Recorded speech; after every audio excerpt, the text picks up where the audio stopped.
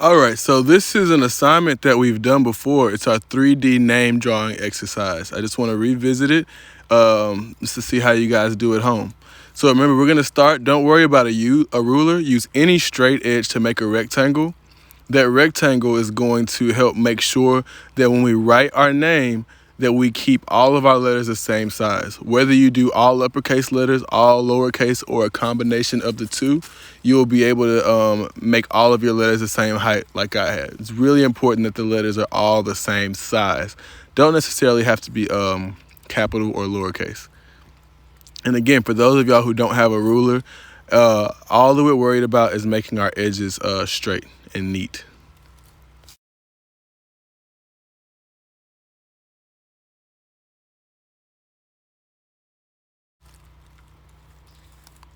So the next thing we want to focus on is our bubble letters. Any style that you want, just kind of go back and forth working with your shapes and erasing what you don't like.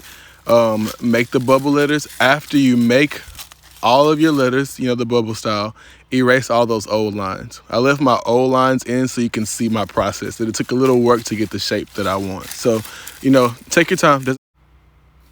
The next thing, remember, we're going to take that dot at the top of our letters, just so we have a reference point, and we're going to take our straight edge and connect that dot to each corner of our letters at the top and at the bottom. Remember, I'm going to do a time lapse for you later, so that way you can see exactly how I connect each point. And remember, everyone's going to have a different interpretation of this, so our letters are going to look a little funky, and that's the fun part of it.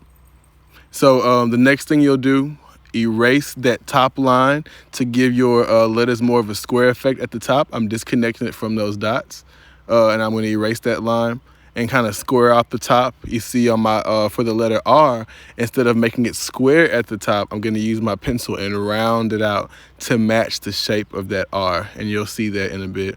So here you see at the top, I rounded it out at the top to make it match the shape of my R.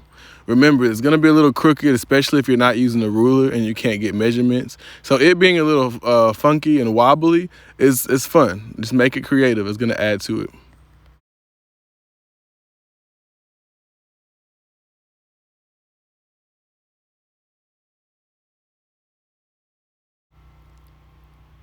So next I want to start adding color to it. And I like to use bold colors. And I typically use like a lighter, more vibrant color for the front of my letters. So that's why I picked the orange to the very front.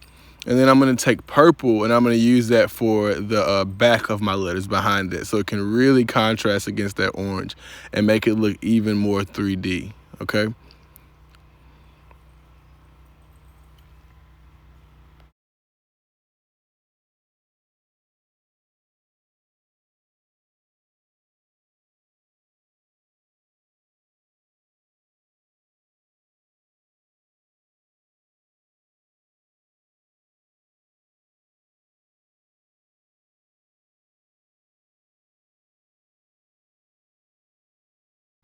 The very last thing I want to do is take a marker, a black marker. You can use a pen, a Sharpie, anything that's really dark, and outline my letters to make it really pop off the background.